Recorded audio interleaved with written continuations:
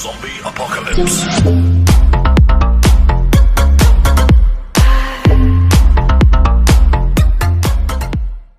Hello everyone, welcome to lecture fours. First question है, दो capacitor जिनका कैपेसिटेंस C1 और C2 है, उन पे पोटेंशियल 120 और 200 था। बहुत अच्छा क्वेश्चन है। जब उनको जोड़ दिया गया दोनों को, तो फिर जो ईच पे जो पोटेंशियल है वो जीरो हो गया। कितना अच्छा क्वेश्चन है। तो बतानी है कि कौन सी कंडीशन सही है। तो देखो, पहले आपको मैं ये बता रहा हूँ कि आपने जैसे ही ये क्वेश्चन कंप्यूटर स्क्रीन पे देखा तो आपको कितना लिखना है। उसके बाद ये भी अच्छे से समझाऊंगा कि कैसे लिखा हमने। तो आपको केवल 120 देखा और C1 था, तो आपको लिखना है 120 C1, माइनस लगाना है, फिर लिखना है 200 और फिर लिखना है C2 इज इक्वल टू 0। बस आपका आंसर आ गया। अब अभी मैं बताऊंगा बहुत अच्छे से कि कैसे आया। तो 120 C1 बराबर हो जाएगा, उधर जाएगा तो 200 C2। अब कट करेंगे, 4 से कट करेंगे तो ये 3 बार कटेगा और ये 5 बार कटेगा। तो आपका 3C1 is equal to 5C2 आ गया। तो क्या ये दो लाइन में लगा पाना पॉसिबल था? तो देखो, अब मैं आपको समझाता हूँ कि हाँ, इतना ही इजी था अगर आप समझने पे फोकस कर लेते हो। तो मैं यहाँ पे बना लेता हूँ। ये हमने एक कैपेसिटर, इस पे 120 वोल्ट था जो पोटेंशियल है, और इस पे कितना था, 200 वोल्ट था। ध्यान से समझना, बहुत ध्यान से, ठीक है। समझने में फोकस किया करो। अभी हम स्विच को ऑन रखते हैं, स्विच को ऑफ रखते हैं। अभी हमने जोड़ा नहीं है। जोड़ने के बाद तो जीरो हो गया पोटेंशियल। तो हमें यही समझना है कि कैसे जीरो हो जाएगा जोड़ने के बाद आखिर। तो देखो, इस पे 120 पोटेंशियल V का मान है, तो इस पे चार्ज क्या होता है, Q बराबर होता है CV। अब इसके लिए C1 है, तो इस पे यहाँ पे पॉजिटिव कर देते हैं, इस पे नेगेटिव कर देते हैं। वो मैटर नहीं करता है, आप इधर नेगेटिव इधर पॉजिटिव कर सकते हो। तो पॉजिटिव वाला चार्ज कितना हो जाएगा, C1 क्या होता है, CV फॉर्मूला होता है चार्ज का। तो C1 और V का मान 120 है, तो इधर हो जाएगा 120 C1। सिमिलरली नेगेटिव वाले पे क्या हो जाएगा, माइनस का 120 C1। ठीक है, ध्यान से समझना। अब इस पे 200 है, तो चार्ज क्या हो जाएगा, 200 C1 और 200 C2 हो जाएगा इस पे, और 200 C2 इस पे हो जाएगा। अब हमें ये समझना है कि इधर पॉजिटिव रखें या इधर नेगेटिव रखें। तो देखो, जब दोनों को जोड़ा गया और जोड़ने के बाद पोटेंशियल जीरो हो गया, मतलब एक का पॉजिटिव दूसरे के नेगेटिव से जोड़ेंगे तभी तो ऐसा हो पाएगा कि वो दोनों जीरो हो जाएगा पोटेंशियल। ठीक है, शक्ति बिल्कुल खत्म। तो इसका पॉजिटिव हमें इसके नेगेटिव से जोड़ना है, यानी कि इधर नेगेटिव रखेंगे तो इधर माइनस का 200 C2 रखेंगे, और इधर पॉजिटिव रखेंगे तो इस पे हो जाएगा 200 C2 प्लस का। अब देखो, हम इसको जोड़ देते हैं, स्विच ऑन कर देते हैं। जैसे ही स्विच ऑन करेंगे, स्विच ऑन के बाद उन्होंने कहा है कि पोटेंशियल जीरो हो गया, मतलब इसका चार्ज और इसका चार्ज दोनों का सम जीरो हो जाएगा। इस पे चार्ज कितना था, 200 C1, वही मैंने फाइनली लिख दिया था 200 C1, सॉरी 120 C1, जो सबसे पहले मैंने लिखा था 120 C1 माइनस इसका माइनस कितना है, 200 C2।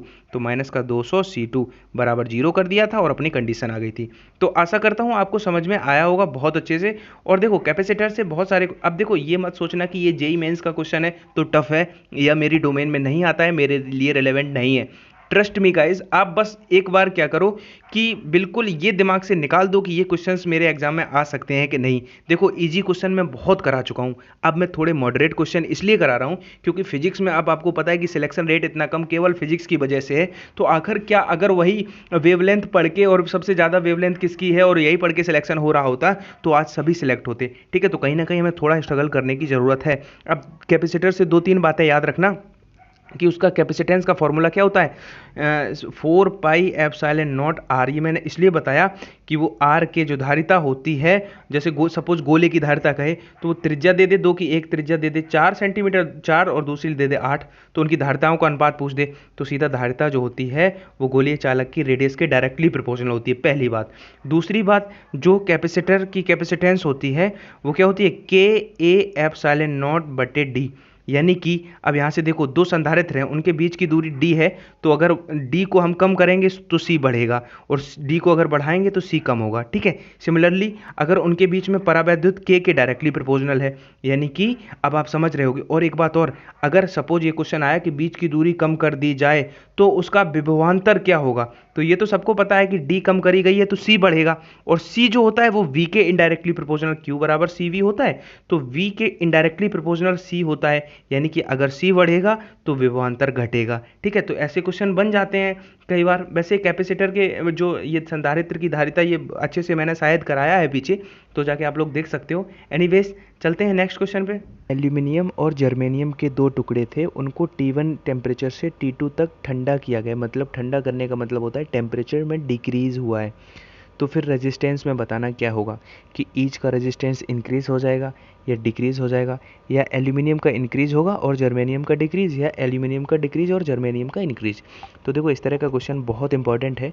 इसके लिए आपको एक कॉन्सेप्ट पता होना चाहिए कि देखो अब आप देखना, एल्यूमिनियम है जो आपका कंडक्टर है, ठीक है, क्या है, कंडक्टर है, और आपका जो जर्मेनियम है वो आपका सेमीकंडक्टर है, ठीक है, सेमीकंडक्टर है।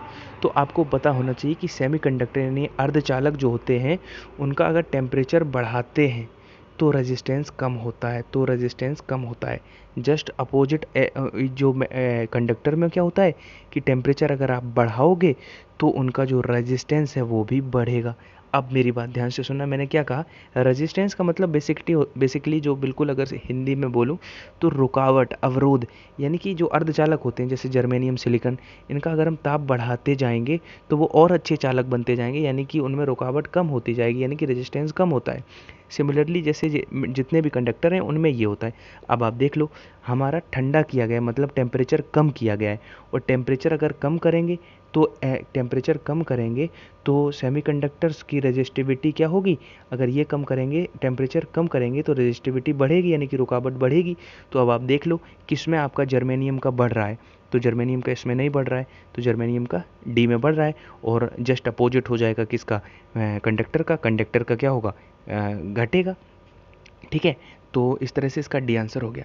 चलते हैं नेक्स्ट क्वेश्चन पे, जिसमें क्या है, जूल के नियम के अनुसार, आप देखना थर्ड क्वेश्चन, ये मैंने स्पेस थोड़ा ऊपर ले लिया है समझाने के लिए, कि जूल के नियम के अनुसार यदि रेजिस्टिविटी, देखो रेजिस्टिविटी रो है तो विभवांतर नियत है। अब देखो आपको दिख रहा होगा आई होप, तो विभवांतर का मतलब पोटेंशियल कांस्टेंट है, तो चालक में उत्पन्न ऊष्मा यानी कि जो कंडक्टर की हीट होगी वो किसके डायरेक्टली प्रोपोर्शनल होती, मतलब उसका रेजिस्टिविटी के साथ क्या रिलेशन होता है। तो देखो एक बार आप लोग ट्राई जरूर कर लिया करो इन क्वेश्चंस को, ठीक है, मैं हर बार कहता हूँ, इससे आपकी थॉट प्रोसेस जरूर बदलेगी, ठीक है, आप इंप्रूव अपने आप में जरूर पाओगे अगर आप एक हफ्ते ऐसा करते हो कि खुद से ट्राई करके तब आंसर देखते हो, तो बहुत आपको अंतर महसूस होगा।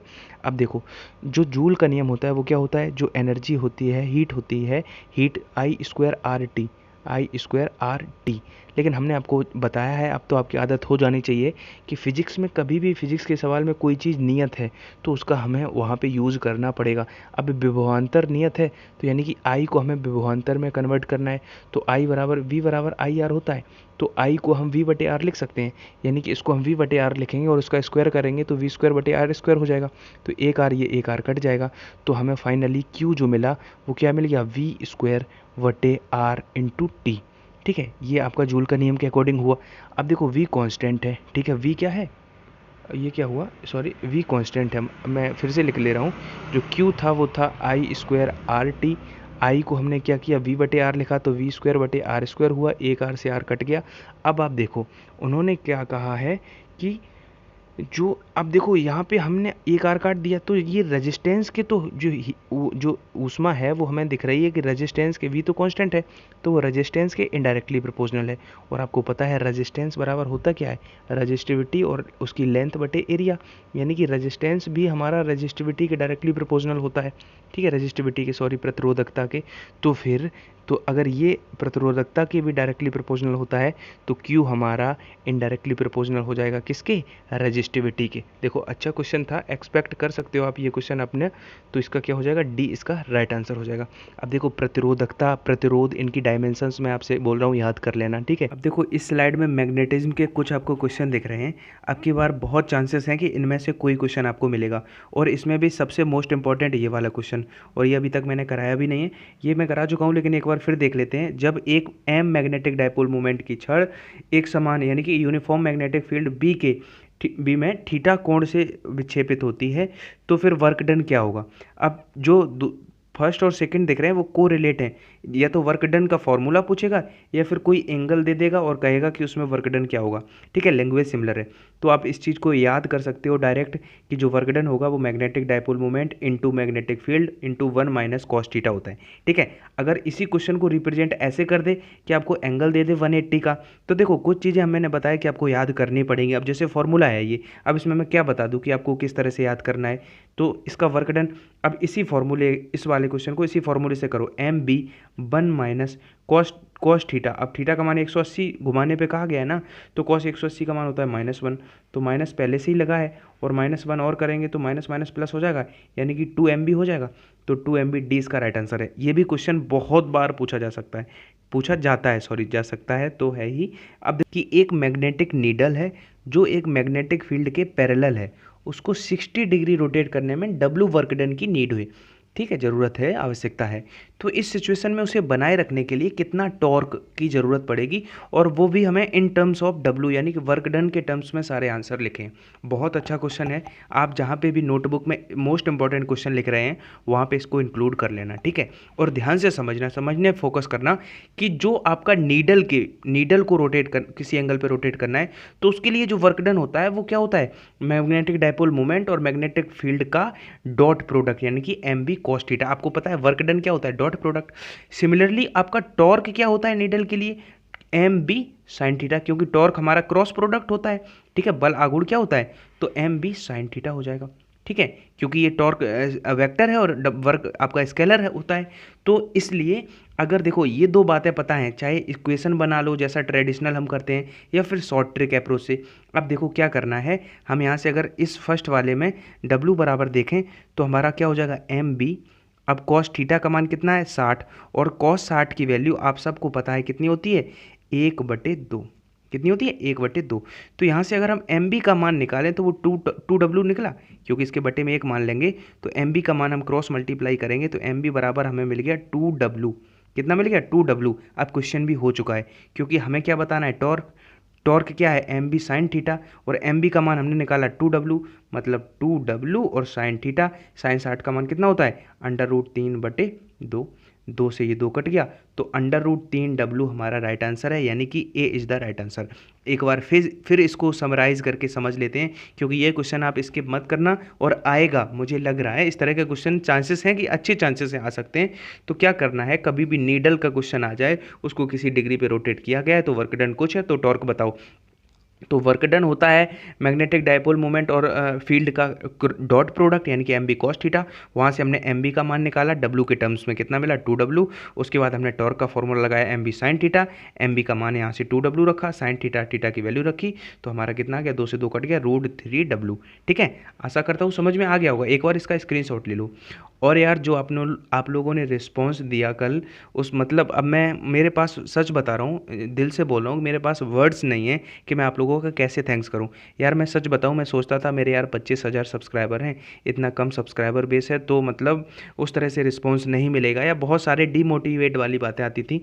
लेकिन जिस तरह से आप लोगों ने रिस्पॉन्स किया, और पता है इस PDF के चक्कर में एक और बात पता चली जिससे हमें बहुत खुशी है कि हम लोगों का बॉन्ड, देखो हमारे सब्सक्राइबर कम जरूर है, अपना परिवार जो लक्ष्य एयरफोर्स का है छोटा जरूर है, लेकिन जितना है उतना मुझे ये पता है कि बहुत इमोशनली, बहुत मतलब अच्छे से जुड़ा हुआ है। ये नहीं है कि वो टाइम पास वाले हैं कि इन्फॉर्मेशन लेने आए हैं, पेपर PDF या वो कब होगा, एडमिट कार्ड कब आ रहे हैं। जो हैं जेन्युइन बच्चे हैं, पढ़ने वाले हैं। जब आपके फ़ोन आ रहे हैं, जैसे जो उनसे पता चल जा रहा है, जैसे कल एक मथुरा वाले एक भाई लड़के से बात हुई तो उसने मतलब इमोशनल कर दिया मुझे। तो ऐसे ही बहुत सारे लड़कों से बात हो रही है, इंटरेक्शन हुआ इस PDF की वजह से, तो बहुत अच्छा लग रहा है गाइज। और अब मुझे और मोटिवेशन मिल गया काम करने के लिए। अब आपको आगे आने वाले अपकमिंग डेज में ऐसा रियलाइज़ भी हो जाएगा कि नंबर ऑफ क्वेश्चन और क्वालिटी ऑफ क्वेश्चन बहुत अच्छे होंगे। मैं अपने आप को इम्प्रूव करने की कोशिश करूँगा। बस आप लोग इसी तरह से अपने बड़े भाई को सपोर्ट करते रहना, ठीक हो। दो पैरेलल तथा एक ही डायरेक्शन के धारावाही चालकों के बीच में एकांक लंबाई पर लगने वाला फोर्स का फॉर्मूला क्या है। देखो इसमें दोनों क्वेश्चन सेम है, अब दो तरह से पूछे जा सकते हैं, लेकिन इसमें कन्फ्यूजन कहाँ होती है वो बताऊंगा अभी। जब दो हैं, ठीक है, चालक और उन दार हैं, उनकी L बीच की लेंथ है, तो जो फोर्स का फॉर्मूला, अगर इस पर I1 करंट है और इस पर I2, तो जो फोर्स होगा वो क्या होगा, μ0/2π। जो लड़के गलती करते हैं, सॉरी लड़की तो नहीं, एयरफोर्स की तैयारी करती हैं, जो लड़के गलती करते हैं, μ0/4π नहीं होता है, यहाँ पे 2π होता है, ठीक है। और I1 I2 अभी पूरा बता रहा हूँ, I1 I2 बटे एक R होती है, नीचे 2 R नहीं होती, 1 R और लेंथ। अब इन्होंने कहा है, देखो अब ऐसा हमें याद है, सबसे पहली कन्फ्यूजन कि जो वैल्यू होती है μ0/4π की, वो बराबर होती है 10⁻⁷ के। तो ये वैल्यू में 4π आता है, तो हमेशा लड़का इसको कंफ्यूज हो जाता है, यहाँ पे 4π ही कंसीडर करता है, जो आपको कंफ्यूज नहीं होना है। देखो यहाँ पे आप कंफ्यूज हो जाओ, लेकिन एग्जाम हॉल में कंफ्यूज ना होना। तो फॉर्मूला पहले तो आप ये याद कर लो, ठीक है। अब उसके बाद हम बताएं कि आपको क्या है कि म्यू जीरो अपॉन 4 पाई की वैल्यू 10⁻⁷ है, यानी कि यहाँ पे अगर 2 का गुणा कर दें और ऊपर हम 2 का भाग कर दें तो फिर ये मेरा 10⁻⁷ बन जाएगा। अब देखो आपको कहाँ दिख रहा है 10⁻⁷ और 2 आ गया, क्यों? क्योंकि हमने नीचे 4 पाई बनाया, तो 2I1I2 बटे नीचे आर स्क्वायर नहीं होता है, आर होता है। ये आप अपने दिमाग में बैठा लो, ठीक है, क्योंकि ये आपको जरूर देखने को मिलेगा ये क्वेश्चन, ये या ये। अब मैं जैसे कह रहा हूँ कि ये भी मिलेगा वो भी मिलेगा, तो मैं एक चांसेस बता रहा हूँ, एक अपना ओपिनियन बता रहा हूँ, क्योंकि इन माय ओपिनियन की ये क्वेश्चन बहुत अच्छे हैं और चांसेस हैं कि बन सकते हैं, ठीक है। अब वो नहीं है कि जो मैं कराने लग जाऊँ यहाँ पे लिख दूँ 2014 एयरफोर्स में आया हुआ, तो सबको पता है आप लोगों को कि ये मुझे गुमराह करें, क्योंकि एयरफोर्स का पेपर ऑनलाइन होता है और उसमें क्या है कि घर के लिए पेपर मिलता नहीं, तो आपको कैसे एग्जैक्ट पता है कि ये 2014 में आया है, तो वो तो मैं नहीं कर रहा हूँ। एक मेमोरी बेस्ड अपना एक्सपीरियंस और आप लोगों के एक्सपीरियंस के बिहाफ पे ये प्रैक्टिस सेट बनाता हूँ, तो उस पे अब देखो इसको 2 पैरेलल तार हैं 1 मीटर की दूरी पे हैं, तो अब देखो इस सवाल में मैंने L की वैल्यू क्यों नहीं लिखी, क्योंकि उन्होंने L की वैल्यू 1 है, एकांक लंबाई का आता है, इसलिए यहाँ पे L की वैल्यू 1 हो जाएगी, ठीक है, एकांक लंबाई में। अब इसमें देखो या तो इसको ऐसे पूछ देगा, अब क्या है कि सब कुछ 1 दे दिया, करंट का मान भी 1 एम्पियर है, तो अब एकांक लंबाई भी एकांक है, तो फोर्स क्या होगा, तो मैंने फोर्स का फॉर्मूला एक बार फिर रिवाइज कर लो, म्यू जीरो बटे 4 पाई नहीं होता है 2 पाई होता है, ठीक है, इंटू I1I2 बटे आपका आर स्क्वायर नहीं होता है आर होता है इंटू एल। अब एकांक लंबाई है तो एल का मान 1 हो गया, इन दोनों करंट का मान 1 है तो दोनों का मान 1 हो गया। अब देखो क्या कह रहा है कि 1 मीटर की दूरी पर स्थित है, ठीक है, तो एल का मान भी 1 हो गया, और क्या कह रहा है ये 1 मीटर की दूरी पर स्थित है मतलब आर का मान भी 1 हो गया, तो हमारा आंसर क्या हो जाएगा म्यू जीरो बटे 2 पाई हो जाएगा। लेकिन अब हमें 10⁻⁷ लाना है, तो यहाँ पे 2 से गुणा करना पड़ेगा, तब ये म्यू जीरो बटे 4 पाई बनेगा, यानी कि 10⁻⁷ बनेगा। और अब हम अगर 2 से भाग किया है तो 2 से गुणा भी करेंगे, मतलब 2 गुणा 10⁻⁷, पाई का काम तो खत्म ही है, तो डी इसका राइट आंसर है, ठीक है। तो आशा करता हूँ कि आपको समझ में क्वेश्चन आ रहे होंगे और आपकी डेफिनेटली हेल्प भी हो रही होगी। तो बस आप लोग क्या किया करो यार, वीडियो को शेयर जरूर कर दिया करो अपने फ्रेंड्स में, जिससे अगर आपके और ज़्यादा फ्रेंड्स तक पहुँच पाऊँगा और ज़्यादा हमसे लड़के पढ़ेंगे तो फिर और अच्छा कंटेंट लाने की कोशिश करूँगा। देखो आपने नोटिस किया है कि मैं आपको पिछले 1 महीने से कुछ इंपॉर्टेंट डायमेंशन रटवाने के लिए एम्फेसाइज कर रहा हूँ, क्योंकि मुझे पता है कि आपको तो लगता रहेगा कि नहीं वो प्रतिरोध बहुत सरल चीज़ होती है, विशिष्ट प्रतिरोध बहुत सरल चीज़ होती है, लेकिन एग्ज़ाम हॉल में जाके हम रिवीजन करते नहीं हैं, तो वहाँ पे जाके या तो निकालने में टाइम वेस्ट करते हैं 1 मिनट, उसके बाद भी आंसर नहीं आता और सिलेक्शन 2 मार्क्स से ही रुकता है। बहुत जो अच्छे बच्चे होते हैं, जो देखो एक होता है एवरेज, एक होता है बिलो एवरेज, एक एबव एवरेज, तो एवरेज हम लोग ज़्यादातर सब लड़के एवरेज ही होते हैं, लेकिन बस थोड़ी प्रिपरेशन अपनी अच्छी बना के थोड़ा और इन्हेंस कर लें तो वो बिलो एवरेज ना होके एबव एवरेज हो जाते हैं, तो वो उन्हीं का सिलेक्शन हो जाता है। वो कैसे बनते हैं, ये छोटी छोटी चीज़ें से, जैसे ये चीज़ें याद होनी चाहिए, जैसे ये हमने देखा तुरंत क्लिक हो जाना चाहिए, जैसे विशिष्ट प्रतिरोध, ये इसे चाहे तो स्पेसिफिक रेजिस्टेंस कह दें इंग्लिश वाले, चाहे इसे रेजिस्टिविटी कह दें। जैसे रेजिस्टेंस का फॉर्मूला क्या होता है, रेजिस्टिविटी या specific resistance into length upon area, ठीक है। अब एरिया में क्या होता है, 2 लेंथ होती हैं, तो एक लेंथ कट जाएगा, तो यहाँ से देखो मेरी बात सुनना, रेजिस्टिविटी के लिए यहाँ तो ओम रेजिस्टेंस का मात्रक, और इसमें एरिया में 2 मीटर होते हैं और लेंथ का 1 मीटर, तो 1 मीटर कट के इधर ओम मीटर हो जाएगा, क्रॉस मल्टीप्लाई करेंगे तो जो डायमेंशन ओम की होगी, रेजिस्टेंस की होगी, उसमें अगर एक एल से यानी कि 1 मीटर एल से और गुणा कर दें तो वो रेजिस्टिविटी भी की बन जाएगी। और रेजिस्टेंस की अब मैंने चिल्ला के याद कराई है, ml² टी की पावर -3 ए की पावर -2। अब इसमें एल का गुणा और करेंगे तो वो रजिस्टिविटी बन जाएगी, यानी कि ml³ टी की पावर -3। एटलीस्ट ये 2 डायमेंशन तो आप याद कर ही लो। जैसे ये जो लिखी है ये आपकी विशिष्ट प्रतिरोध की, और इसी में अगर एक एल हटा दें तो वो प्रतिरोध की। अब जैसे यहाँ पे चालकत्व तो लिखा है तो उसे प्रेरकत्व तो एक प्रेरकत्व तो होना चाहिए, यहाँ पे होना क्या चाहिए मतलब मैं आपको बता दूं, जो इंडक्टेंस होता है उसकी भी याद रखना कि ml² टी की पावर -2 ए की पावर -2, यानी कि ऊपर वाले में ये 3 ना होकर 2 कर दो, वो तो इंडक्टेंस की बन जाती है। तो ये डायमेंशंस कुछ मैंने आपको बताई हैं, याद कर लो तो आपका ही फ़ायदा है, ठीक है। नहीं तो फिर आप एक और साल मेहनत करोगे, सिलेक्शन तो होगा, पढ़ने वालों का होता है, मैं देखता हूँ फर्स्ट अटैम्प्ट में नहीं हुआ 3rd तक जाके हो जाता है, लेकिन यह है कि जितनी जल्दी जॉब लोगे उतनी जल्दी सब कुछ अच्छा होता चला जाएगा, ठीक है। कब तक यार पेरेंट्स के उस पर रहोगे, इंडिपेंडेंट बनो, ठीक है। जो बल्बों को बनाने के लिए ध्यान रखा गया क्या, कि उनका जो फिलामेंट होता है उसका रेजिस्टेंस टेम्परेचर बढ़ाने पे बढ़ता है, ठीक है। यदि कमरे के रूम टेम्परेचर पर 100 वाट, 60 वाट और 40 वाट के 3 बल्ब हैं, उनके रेजिस्टेंस कितने हैं, R100, R60 और R40, तो उनमें से कौन सा रिलेशन सही है। ये IIT 2010 का क्वेश्चन है, देख के डरना नहीं है, आपके लिए रेलेवेंट क्वेश्चन है, इसीलिए मैंने इंक्लूड किया। पावर जो होता है वो वो इनडायरेक्टली प्रोपोर्शनल होता है रेजिस्टेंस के, ये सबको पता होगा, P बराबर V²/R से, तो ये तो रिजल्ट पता है। लेकिन इसमें क्या है कि ऑप्शन की फ्रेमिंग इस तरह से है कि थोड़ा कन्फ्यूज हो सकते हो। अब आप थोड़ा ध्यान से समझना, इसको ऑप्शन ऐसे दे के मॉडरेट बनाने की कोशिश करी गई है। अब देखो 100 वाट सबसे ज़्यादा, उसके बाद 60 और 40, यानी कि ये तो सिंपल है कि जो R40 होगा वो आपका सबसे क्या होगा, बड़ा होगा, उसके बाद R60 होगा, उसके बाद क्या होगा, सबसे छोटा हमारा रेजिस्टेंस जो है वो 100 पावर वाले का होगा, क्योंकि आपका सिंपली आपको दिख रहा है कि पावर इनडायरेक्टली प्रोपोर्शनल होता है रेजिस्टेंस का। अब पावर सबसे ज़्यादा 100 है तो सबसे कम आपका R100 वाला होगा। अब लेकिन देखो, सबसे पहले कंफ्यूज कहाँ होंगे लड़के, बहुत सारे वो समांतर श्रेणी और जो समांतर क्रम और श्रेणी क्रम वाला दिमाग में रहता है ना। समांतर क्रम में सीधा R बराबर R1 + R2, और श्रेणी क्रम में मैं क्या बोल रहा हूँ, समांतर में 1/R बराबर ये वाला, श्रेणी वाला क्या पता कुछ लड़के जल्दबाजी में यही लगा दे, मतलब उन्हें कुछ सोचना समझना है ही नहीं। अब इसमें क्या है कि कुछ मैं क्यों कह रहा हूँ कि ऑप्शन इसकी फ्रेमिंग ऐसे कि बहुत सारे इतना करने के बाद भी सी ऑप्शन मार्क करके आ जाएंगे, क्योंकि उनको दिख रहा है ये बटे वाला सिस्टम तो हो ही नहीं सकता, जब सीधा सीधा ये दिख रहा है तो यही उनको लगेगा, और आप ऐसा फील भी कर रहे होगे। अब देखो मैंने क्या बताया, R40 सबसे बड़ा है और इसमें R100 सबसे बड़ा है, तो क्या है, अगर एज इट इज ऑप्शन आ जाएंगे। अब देखो इन्होंने क्या किया है कि ये तो ऑप्शन एलिमिनेट हो गया, ये भी एलिमिनेट हो गया, और अब इसको देख के ये भी एलिमिनेट हो गया। फिलहाल हम समझ लेते हैं, अगर R40 बड़ा है सबसे, तो उसका व्युत्क्रम 1/R40 सबसे छोटा हो जाएगा। देखो ये जनरल आपका कॉमन सेंस पे बेस्ड है। अगर 2 और 3 है, ठीक है, 2 और 3 है, और अगर 2 बड़ा है तो 1/2 और 1/3 होंगे, तो फिर 2 छोटा होगा, ठीक है। तो सिमिलरली ऐसे ही है। अब देखो 1/2 का मतलब 1 के हमने 2 हिस्से कर दिए, सॉरी यहाँ पे मैंने उल्टा लिख दिया, सपोज यहाँ पे 3 है, समझा देता हूँ, 3 बड़ा है 2 से, तो अगर 1/3 और 1/2 करेंगे तो फिर मेरा ऑब्वियसली 2 बड़ा होगा। क्यों, क्योंकि आप ये बताओ, इसमें 1 के हमने 2 हिस्से करे हैं और इसमें 1 के 3 हिस्से कर दिए।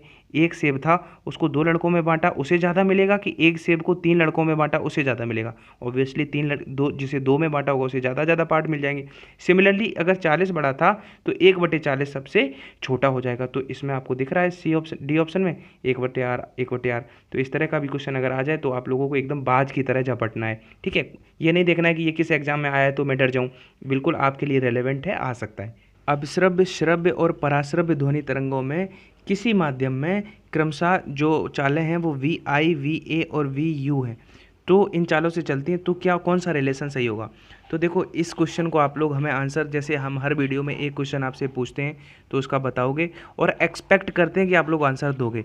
मैं आपको बता दूं, जो आप सोच रहे हो वो सही है, मैं क्वेश्चन इसीलिए पूछता हूँ। नंबर फर्स्ट थिंग, मेरे 2 सेल्फिश मोटिव भी होते हैं और एक आपका भी। एक तो कमेंट अच्छे आएंगे लड़कों के तो वो वीडियो अच्छा मतलब जाएगा और रिकमेंड करेगा यूट्यूब और भी स्टूडेंट को, मेरा पहला प्रॉफिट। मेरा दूसरा प्रॉफिट कि कमेंट के थ्रू आप लोगों से इंटरेक्शन हो पाता है, क्योंकि बहुत से लड़के कमेंट के थ्रू और 2-4 बातें करते हैं, ठीक है। और लड़के क्या है कि वीडियो देखने के बाद कमेंट सेक्शन खोलते हैं तो उनको अपना लेवल पता चलता है कि हाँ देखो ये भाई ये कमेंट लिख रहा है, ये इतनी अच्छी और बातों को और मतलब इतना, इसका मतलब इसकी तैयारी और अच्छी है।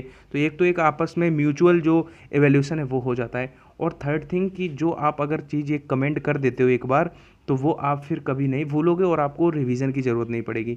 और इसको मैं नेक्स्ट में, ठीक है, जैसे कि क्या होता है, एक वो हो जाता है कि सर इसका आंसर नेक्स्ट वीडियो में बताएंगे, तो आप नेक्स्ट वीडियो के लिए वेट करोगे और आप ज़रूर देखोगे। तो मेरा भी सेल्फिश मोटिव है थोड़ा, और आपको भी अगर लगता है कि हाँ मैं जिससे पढ़ता हूँ उसका कमेंट सेक्शन अच्छा हो, बहुत सारे कमेंट हो, तो कमेंट किया करो। और टीचर से अगर अलग आप लोग अगर हमें अलग करना चाहते हो तो कमेंट किया करो, अदरवाइज़ कोई बात नहीं। अब देखो किसी गैस के प्रेशर और गैस में ध्वनि की चाल V के बीच में कौन सा ग्राफ सही है। अब 80% लड़का, मैं कहूँगा अगर 90% लड़का इसमें कंफ्यूज हो जाएगा, PV बराबर NRT उसके दिमाग में घुसा रहता है, वो ये नहीं देखेगा, PV देखेगा वो। अब ये नहीं देखेगा कि क्वेश्चन में गैस का दाब और ध्वनि की चाल यानी कि pressure of gas and sound की स्पीड की बात करें तो वो उस पर डिपेंड ही नहीं करती है, इंडिपेंडेंट होती हैं दोनों। अब इसमें देखो ये इंडिपेंडेंट तो नहीं है, इसमें भी देखो ये बढ़ रहा है तो ये डायरेक्टली प्रोपोर्शनल है, इसमें भी देखो, लेकिन इसमें हम देख रहे हैं C ऑप्शन में ये इंडिपेंडेंट है। अब आपको ग्राफ प्लॉट करना अगर नहीं आता है तो मैंने एक वीडियो बनाया है, जाके प्लेलिस्ट में देख लेना, स्पेशली जितने भी ग्राफ के क्वेश्चन फिजिक्स से आपके सिलेबस में आते हैं। और हाँ, एक बात और, जिसने मेरी मास्टर पीडीएफ नहीं खरीदी है, मैंने एक मास्टर पीडीएफ बनाई है जिसे मैंने ई बुक नाम दिया है। तो उसमें सारे ही फिजिक्स के प्रिंसिपल, सारे ही कॉन्सेप्ट्स मैंने एक जगह आपको देने की कोशिश करी है। और मतलब 200 पेज का लगभग पीडीएफ है और उसमें प्रैक्टिस के लिए बेस्ट ई बुक है।